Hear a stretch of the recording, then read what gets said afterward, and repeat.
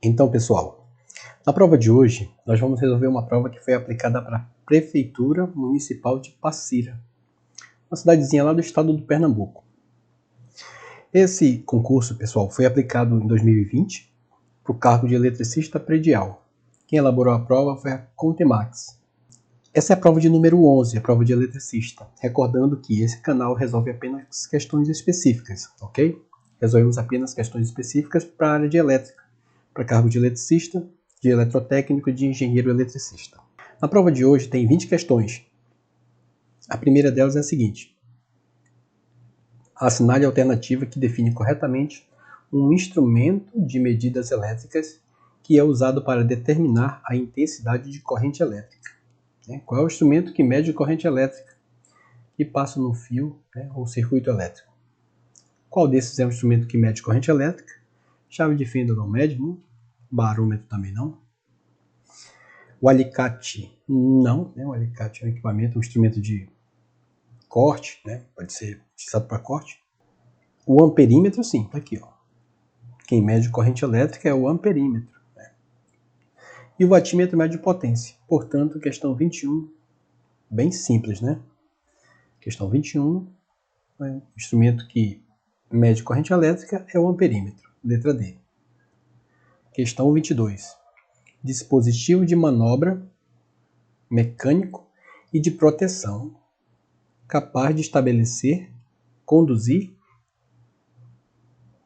e interromper corrente em condições normais do circuito, assim como estabelecer, conduzir por tempo especificado e interromper correntes em condições anormais. Quando tem alguma anormalidade naquele circuito elétrico, por exemplo, um curto-circuito ou alguma sobrecarga. Ok? Então, assinale a alternativa correta. Qual é esse equipamento? Disjuntor se encaixa, ele estabelece uma condução de corrente, interrompe circuitos, trabalha com a proteção, tem tudo isso, beleza, tá bem na cara, né? Tá na cara que a 22 é a letra E, o disjuntor, porque ele tem todas essas características. Por que não pode ser o fusível? Porque o fusível ele não volta à condição normal, né? Ele não pode ser restabelecido. Uma vez danificado, não tem como ser restabelecido, não pode ser utilizado para interromper, não pode ser utilizado como manobra. Existe a possibilidade no caso de fusível. Alicate de bico também não, né? Nem tem condições. Eletrodo, não, também. Fio de cobre, também não. Só se encaixa o disjuntor, gente. Questão 22, um equipamento utilizado para manobra mecânica, proteção, estabelece, conduz e interrompe corrente elétrica. E, evidentemente, interrompe corrente elétrica, que isso aqui é a principal aplicação dele. Interromper em condições anormais é o disjuntor. Só recordando, quais são essas condições anormais? Se o disjuntor, como nós sabemos, é um disjuntor termomagnético, já falamos sobre isso aqui em outras questões, mas não custa nada lembrar.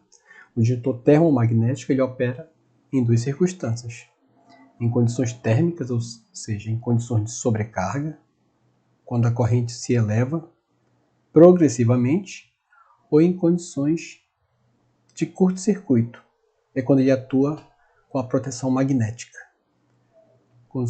Condições de curto-circuito é quando a corrente se eleva de uma vez, a um valor de pico, um valor muito elevado, tendendo ao infinito.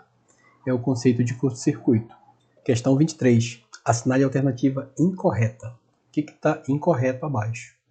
Quanto aos principais objetivos de um aterramento. Qual é o objetivo de um aterramento? Letra A.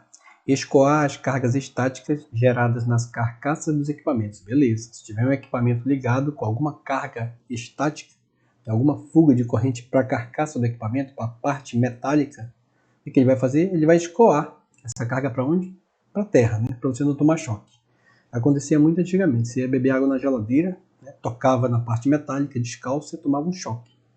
Portanto, porque não tinha aterramento, evidentemente. Não tinha o condutor de proteção. Hoje em dia, todos os equipamentos elétricos já vêm com esse condutor. Letra B. Obter uma resistência de aterramento a mais baixa possível para correntes de falta à terra. Perfeitamente. O aterramento elétrico tem que ter resistência de aterramento mais baixa possível, ok? De modo que a corrente encontre um caminho fácil para ela ir para a Terra. Esse é o objetivo de um aterramento. Correntes de falta. O que são correntes de falta? Alguma corrente que aconteça, alguma falta, alguma falha de circuito, ou algum curto. Pode ser também interpretado como corrente de curto. Alguma corrente de curto-circuito também vai ser desviado para a Terra. Isso aqui é uma falha ou uma falta, tá bom? Letra C. Fazer que equipamentos de proteção sejam menos sensibilizados e isolem lentamente as falhas da Terra. Não, né, gente? Lentamente? Não, é o contrário. Nós temos que fazer com que os equipamentos de proteção sejam...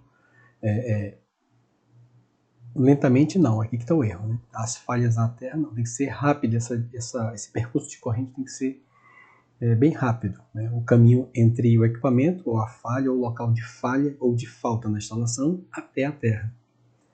Letra D. Proporcionar um caminho de escoamento para a Terra das descargas atmosféricas. Sim, perfeitamente. Lembra do SPDA, do Sistema de Proteção contra a Descarga Atmosférica? E tem a malha superior e tem a malha inferior. A malha inferior nada mais é que um aterramento, tá bom? Só lembrando aí o conceito de SPDA ou para-raios, como a gente costuma falar. Letra E. Usar a Terra como retorno de corrente no sistema monofilar com retorno por terra, MRT. Sim, isso é possível, isso é um tipo de aterramento, tá bom? Você pode utilizar o próprio terra, né, como para fazer a função do neutro. Né? No sistema que só tem somente uma fase, você aterra a outra extremidade, por exemplo, de transformadores monofásicos, aquele terra ali funciona como neutro, caracterizando-se um sistema monofilar, com retorno por terra. Portanto, a questão 23, o que está errado é a letra C. Questão 24. A lei de, é para completar, a lei de afirma que a resistência, está dizendo que uma lei afirma que a resistência é determinada por uma razão. Razão lembra logo de uma fração, tá? Uma razão entre o potencial elétrico e a corrente elétrica.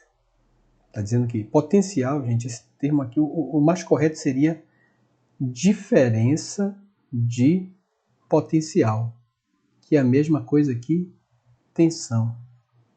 E botou só potencial, vamos entender aqui como diferença de potencial, que seria a expressão mais correta. Porque potencial você só está se referindo a um ponto, né? De uma fonte, por exemplo. Uma fonte de tensão tem dois terminais. Um ponto de maior potencial e um ponto de menor potencial. Mas ok, a gente entendeu o que o formulador da questão quis dizer. É a relação, ou a razão, entre o potencial elétrico, portanto uma tensão, e uma corrente elétrica. O que é essa razão? É a resistência elétrica. Então a resistência nada mais é que essa relação. Só recordando, resistência dada em ohms. Assinale a alternativa que completa corretamente a lacuna. Qual é essa lei? Todo mundo já lembra, né? Dessa lei que relaciona tensão e corrente e resistência. É a lei de Ohm. Vou escrever aqui. Portanto, questão 24, a letra A. Joule não é? Newton, Kepler, Isaac? Não. Questão 25.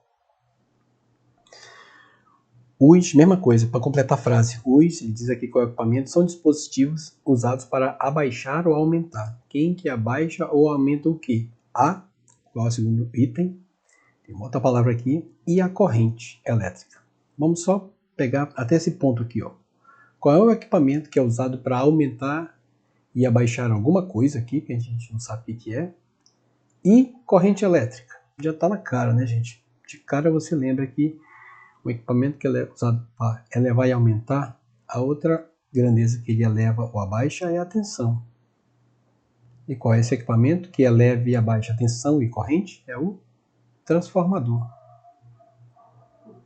Transformador. Não vai dar para escrever tudo, mas você já sabe. Os transformadores são usados para abaixar ou aumentar a tensão e a corrente elétrica. E aí você vai logo para as alternativas, né? Onde é que tem transformador? Na letra B, aqui, e na letra D. O segundo item é a tensão, então só tem a letra B. Já sabemos qual é a resposta, não é mesmo? O que tem potência? Não. Vamos continuar a questão. Consistem em 2 enrolamentos de... E o que é o enrolamento? São feitos de fios de cobre, né? Vamos botar aqui fios. E não cabos, como estaria nessa opção. São fios de cobre primário e secundário, envolvido em um núcleo metálico, ok? A passagem de uma, o que passa? Corrente elétrica, beleza. Corrente elétrica alternada no enrolamento primário induz a formação de uma corrente elétrica alternada no enrolamento secundário, perfeitamente. Então aqui é corrente, né? Uma corrente elétrica alternada. A proporção entre as correntes primária e secundária depende da relação entre o número de voltas em cada um dos enrolamentos, né? Em cada um dos lados. Enrolamentos. Feito isso, questão 25, letra B. Questão 26.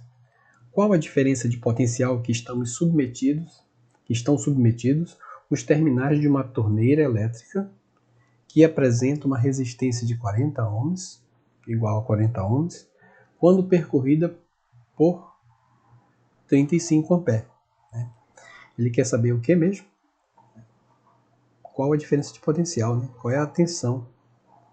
Lembra que diferença de potencial é a mesma coisa que tensão, tá, pessoal? Não vamos esquecer desses conceitos básicos de eletricidade. A gente no dia a dia, como eletricista, não usa muito diferença de potencial. A gente usa a palavra tensão. Mesma coisa, não usamos a palavra voltagem, né? É pouco utilizada, né? Tem profissional que utiliza, mas a 90% dos profissionais de elétrica usam a palavra tensão para se referir à diferença de potencial entre dois pontos.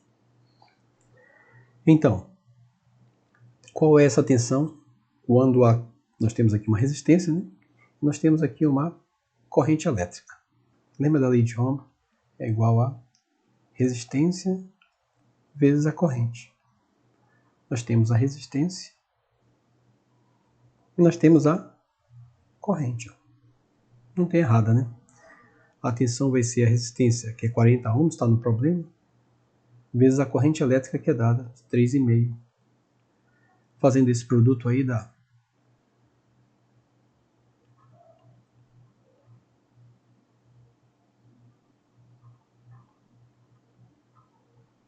140 volts. Questão 26 é a letra E. Viram que é bem simples, né? Se ele está perguntando qual é a tensão, te dá a resistência e te dá a corrente, joga na lei de Ohm, diretão, e sai a questão rapidamente. 40 vezes 3,5 ampere dá 140 volts. Questão 26, letra E. Questão 27. Qual a tensão que deve se ligar um chuveiro elétrico que consome? Quer saber qual a tensão? Já sabemos qual é a pergunta. Um chuveiro elétrico que consome uma potência de 4.500 watts para que a intensidade de corrente que o atravessa seja de 15 amperes. Ele dá a potência, 4.500 watts, e diz qual é a corrente que vai percorrer esse cara, 15 amperes. E aí não tem errada, né? É a lei de Ohms mais modificada para a potência.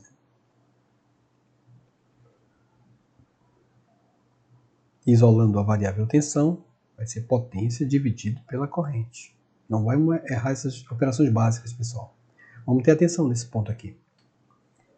Inverteu, né? Jogou a corrente para baixo, a tensão vai ser igual a 4.500 dividido para 15. Fez essa divisão, dá 300, né? 300 volts. Essa deverá ser a tensão do nosso chuveiro elétrico. Questão 27 é a letra C. Aí você me pergunta, não, mas nem existe essa tensão padronizada de 300 volts. De fato, ela não existe. É apenas um problema hipotético, pessoal. Tem coisas aqui que você não vai encontrar no mundo real, mas como é uma questão de concurso, né, eles podem usar desse artifício de trabalhar com hipóteses. Você pode cair no equívoco, né, por errar alguma conta aqui, algum cálculo, de querer marcar alguma tensão padronizada, tipo 220, 127 ou 440, que são valores padronizados. Mas não caia nesse erro. Lembra do conceito matemático. Essa é uma prova teórica, não é uma prova prática. A gente não vai falar sobre prova prática aqui nesse canal. Mas por enquanto, fixa no conceito, ok? Presta bem atenção. Nesse caso aí, 300 volts. Questão 27, letra C. Questão 28. Um grande auditório é iluminado por um circuito de lâmpadas incandescentes. Em paralelo, dados, ele dá aqui algumas informações, né? A corrente elétrica eficaz limite do fusível que protege esse circuito é de 10 A. Ou seja, o fusível, já sabe, vai passar no máximo 10 A. Ou até, não é mesmo? A tensão eficaz disponível é de 220 volts. 3. Sob essa tensão, cada lâmpada consome uma potência de... A potência de cada lâmpada é 50 watts. Mas olha o que foi que ele falou aqui no começo. Ó. Um grande auditório iluminado por um circuito de lâmpadas incandescentes em paralelo. Aqui embaixo diz o seguinte, o número máximo de lâmpadas que podem ser mantidas acesas corresponde a... Ele quer saber o número máximo, né? Porque ele tem um fusível que tem limitação de corrente, ó, 10 A. Então esse aqui é o nosso parâmetro para calcular a quantidade máxima de lâmpadas que poderão ser ligadas. Para a gente descobrir isso, pessoal, a gente tem que saber qual é a potência que tu vai ter disponível quando você fizer esse produto, ó, tensão vezes a corrente. Quando a gente faz um produto tensão, corrente, a gente encontra a potência que o circuito vai disponibilizar sem queimar o nosso fusível. O objetivo aqui é não queimar esse fusível de 10 A. Portanto, vai ser tensão vezes corrente, vai ser 220 volts, vezes 10 A. Esse produto aqui dá 2.200 watts. Vamos colocar em watts, porque é um circuito de lâmpadas incandescentes. Nesse caso aqui, ó, nós temos 220 watts, né, para alimentar um circuito com quantas lâmpadas? Se eu sei que cada lâmpada tem 50 watts, o número de lâmpadas eu obtenho apenas dividindo 2.200 por 50. Eu vou encontrar quantas lâmpadas eu tenho. Se eu tenho 2.200 watts disponível e sei que cada lâmpada tem 50 watts, quantas lâmpadas serão necessárias nesse caso? Dá para perceber aí, né, que a questão foi simples. Basta encontrar a primeira potência que você vai ter disponível e aí você divide essa potência total pelas lâmpadas, pela potência da lâmpada. Nesse caso, 50 watts. Portanto, 2.220 dividido por 50 watts, que vai dar, fazendo essa continha aqui, dá letra E 44. 44 lâmpadas.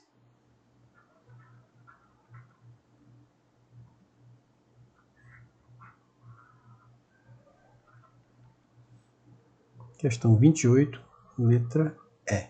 Ok, pessoal? Beleza, né? Acho que essa aqui foi a questão já um pouquinho mais complexa em relação às demais. Questão 29. Assinale a alternativa em que não é um EPI. Quais dessas alternativas não é um EPI? Letra A, capuz, é.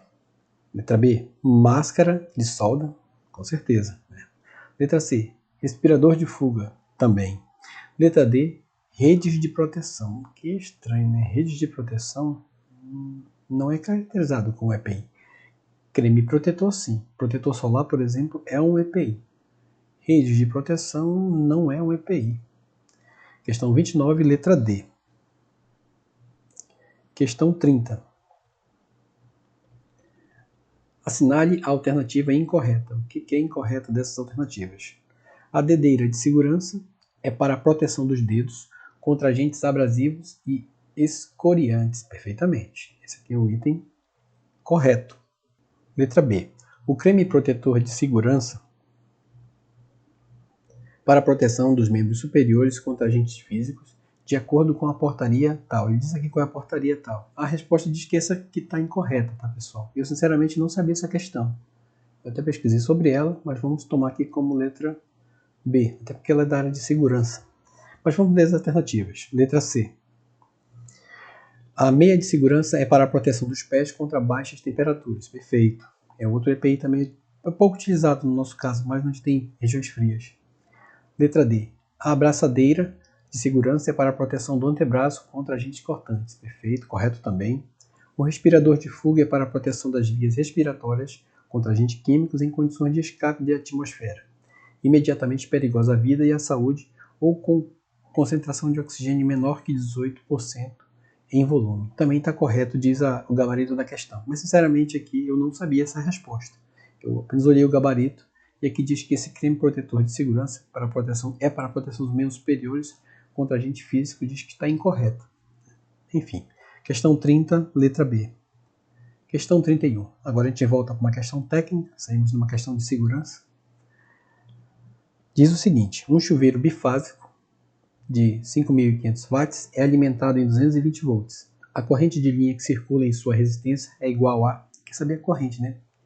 Potência, tensão, ele quer... a corrente de linha que circula em sua resistência... É isso mesmo. Ele quer corrente. Qual é a corrente elétrica? Que eu vou colocar direto a fórmula que a gente já está familiarizado. Corrente é a razão entre potência dividido pela tensão.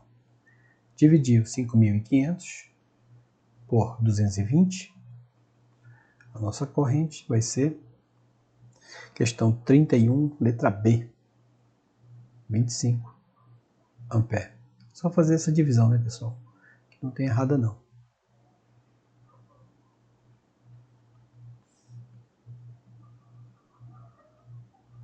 Questão 31, letra B. Questão 32. Assinale a alternativa correta.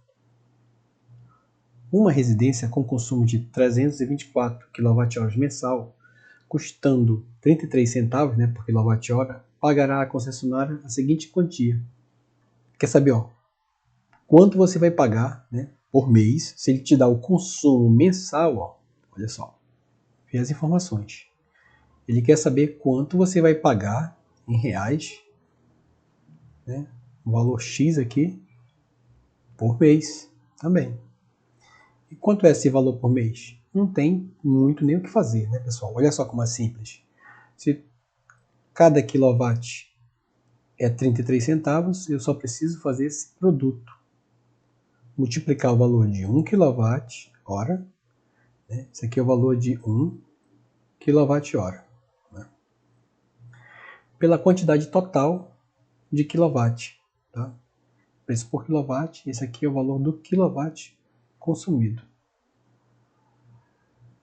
Feito esse produto aí, vai dar R$ 106,92, né?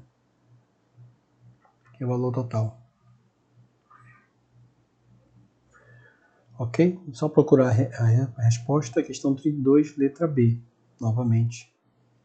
Se o valor de 1 kW é 33 centavos, e durante um mês eu consumi 324, eu só preciso fazer o produto. Basta multiplicar 324 vezes 33 centavos. Que dá a resposta à letra B, 32, letra B. Questão 33. Os equipamentos para medida de corrente elétrica, resistência e tensão são denominados respectivamente de: quem mede corrente elétrica, lembra da unidade, ampere, da resistência é o ohm, da tensão é o volt. E o equipamento que mede corrente elétrica é o amperímetro, né? Lembra disso, amperímetro. O equipamento que mede resistência elétrica é o ohmímetro. E o que mede tensão, ou volts, né? Voltímetro, né? Não tem errado, é só procurar essas alternativas porque está escrito respectivamente. Atenta para essa questão, tem que ser nessa sequência. Primeiramente, o que mede corrente, vamos atrás desse cara, amperímetro. Aqui, então está entre a letra C e a letra E. O segundo é o ohmímetro, está aqui na letra C, já não está na letra E. E o terceiro é o voltímetro. Ok? Repare que nas outras alternativas também tem as mesmas respostas, só que a ordem está diferente. Se a ordem está diferente, não é respectivamente. Portanto, questão 33 é a letra C.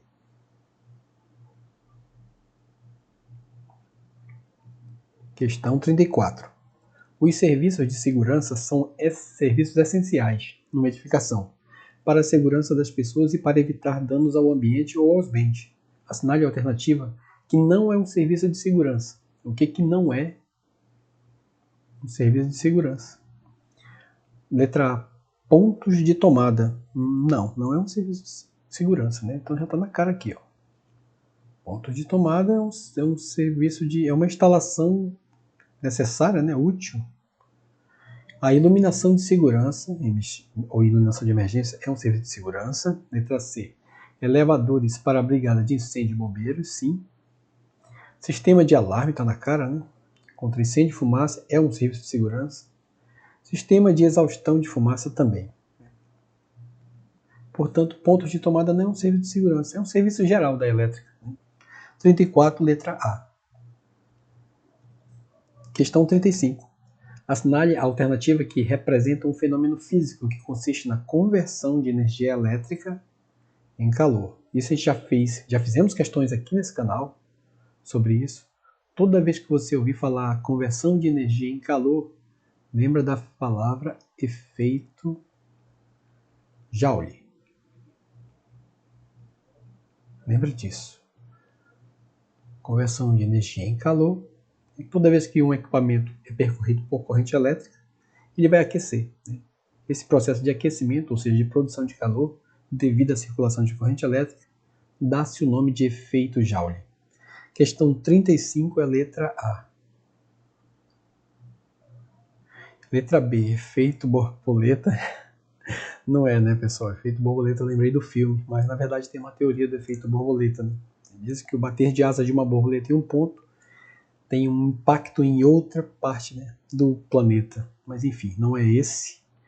Efeito estufa também não, né? Isso aqui é quanto ao calor preso devido à irradiação solar na atmosfera terrestre. Efeito Doppler também não, é utilizado na ultrassom, né, na geração de imagens por ultrassom. Efeito Tyndall também não, eu desconheço.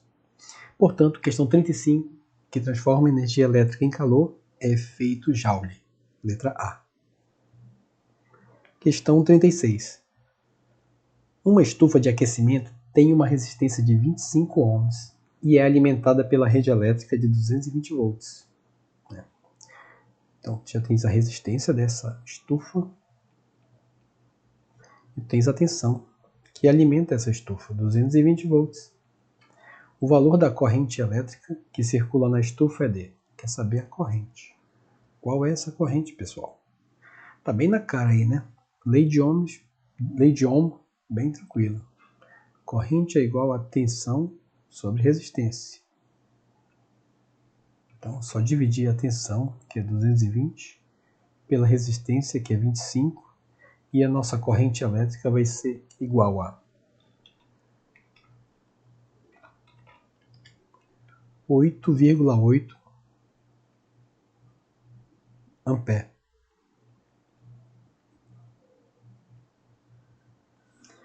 Questão 36, letra A.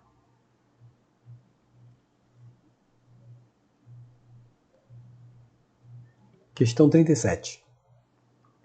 Em um ambiente edificado, há 10 tomadas de força que serão alimentadas por circuitos independentes que partirão do quadro de distribuição instalado no mesmo ambiente.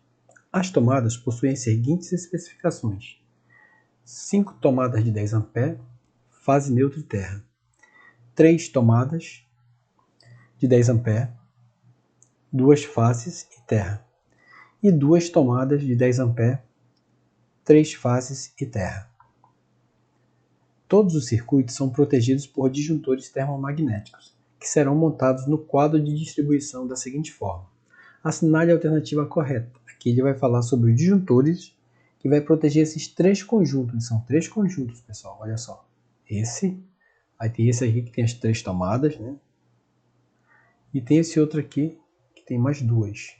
O primeiro conjunto de tomada, esse cara aqui de cima, ó, diz o seguinte, ó, são 5 tomadas de 10 A, fase, neutro e terra. Portanto, 5 tomadas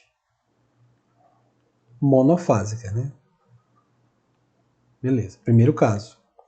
O segundo caso diz o seguinte, 3 tomadas de 10 A com 2 fases mais terra. Então são o quê? 3 tomadas bifásicas. Beleza? E no último caso, 2 tomadas de 10 A com 3 fases e terra. No último caso, são 2 tomadas trifásicas, ó, 3 fases. Trifásicas. Ok? Diz o seguinte, qual a alternativa correta? O que tem que fazer? Ligar 10 disjuntores monopolares de 20 A? Não. Se tem circuito bifásico e trifásico, né? Não posso ligar somente disjuntor monopolar. Letra B. 5 disjuntores monopolar de 10 A. Ok. 3 disjuntores bipolares de 10 A. Também. E 2 disjuntores tripolares de 10 A. Também. Repare que é 37, aí já temos a resposta, é a letra B. Vou colocar aqui. A letra C diz o seguinte, 5 disjuntor monopolar de 10 A. Estaria correto. E 5 disjuntor bipolar de 10. Não, porque também faltam as tomadas trifásicas. Não dá para ser a letra C. A letra D diz o seguinte, 5 disjuntor mono de 10, 2 bipolar, mas não são 2, são 3, ó, bipolar, ou bifásico. Não daria. E a última, que é a letra E, diz o seguinte, 2 disjuntores bipolares, mesmo erro, ó, 2 bipolar, não dá. Então, considerando essa situação, só temos a letra B, 37, letra B. Questão 38.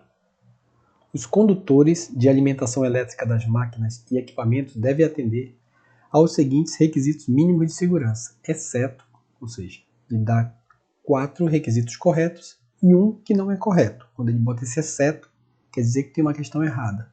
Temos que ir atrás da questão errada. Letra A. Oferecer resistência mecânica compatível com sua utilização. Perfeitamente. Tem que ter uma resistência mecânica com a utilização para a qual vai ser aplicado aquele equipamento. Aquele cabo, perdão. Letra B. Possuir proteção contra a possibilidade de rompimento mecânico de contatos abrasivos e de contato com lubrificantes, combustíveis e calor. Sim. Essa é a necessidade de você utilizar eletrodutos Calha justamente com essa finalidade de proteger da possibilidade de rompimento mecânico, de contatos abrasivos, enfim, tantas outras coisas. Letra C. Localização de forma que nenhum segmento fique em contato com as partes móveis ou cantos vivos. Perfeitamente. O condutor não pode se deixar ser colocado em local que tenha contato com parte móvel ou cantos vivos. Letra D. Não dificultar o trânsito de pessoas e materiais ou a operação de máquinas. Perfeitamente. Condutor de alimentação, né, elétrica de máquinas não pode ficar no meio do caminho. A gente vê às vezes isso, mas é errado. Né? Você tem que colocar em ponto que não fique obstruindo passagem, né? Enfim. Letra E. Ser constituídos de materiais que propaguem o fogo. É o contrário, né? O material que propaga o fogo, não, é o contrário. A constituição dos equipamentos, os materiais do isolante, ele não propaga o fogo, são materiais anti-chamas. Tanto PVC, quanto XLPE, quanto EPR, né? Todos os tipos de borrachas, isolante, né, elétrico, também são não propagadores de fogo. Questão 38 é a letra E. Questão 39. Assinale a alternativa incorreta. Os dispositivos de partida, acionamento e parada das máquinas devem ser projetados, selecionados e instalados de modo que ele está falando sobre dispositivos de partida e acionamento. De que modo que eles devem ser projetados, selecionados e instalados? De modo que não se localizem em suas zonas perigosas. Beleza, está correto. Ó. Não pode ficar em zona perigosa. Letra B. não possam ser acionados ou desligados em caso de emergência por pessoa que não seja o operador. Não diz isso. Ó. De modo que não possam ser acionados, não, eles precisam ser acionados. Né? Por mais que seja pessoa que não seja um operador, a norma não diz isso. Então, isso aqui estaria errado. De modo que impeçam o acionamento ou desligamento involuntário pelo operador ou por qualquer outra pessoa de forma acidental. Está correto. Não acarretem riscos adicionais, ok? Que letra E? Dificulte-se a burla. Enfim, seria burlar ali o funcionamento do equipamento. Enfim, seria a letra B, 39, letra B. Novamente uma questão de segurança. Questão 40 diz o seguinte: os dispositivos de parada de emergência devem fazer o quê? Exceto uma das coisas. Essas questões elas, às vezes são um pouco complicadas de interpretação. Mas aí está dizendo o seguinte: tem 4 questões certas e tem umas que não está correta, está errada. Os dispositivos de parada de emergência diz o seguinte: devem ser selecionados, montados e interconectados de forma a suportar as condições de operação prevista, bem como as influências do meio, perfeitamente. Tem que ter condições de operação. Né? Dependendo do local, tudo isso tem que ser pensado antes da instalação dos dispositivos de parada de emergência. Perfeito, isso aí está correto. Então, temos que encontrar a errada. Letra B. Ser usados como medida auxiliar, não podendo ser alternativa a medidas adequadas de proteção ou a sistemas automáticos de segurança. Perfeitamente, correto também. Letra C. Prevalecer sobre todos os outros comandos. Perfeito. O dispositivo de parada de emergência tem que sobrepor todos os outros. Né? Letra D. Ter uma função disponível somente para operadores. Não tem sentido. Né? Então a gente sabe somente para operadores, somente que está errado. 40, letra D.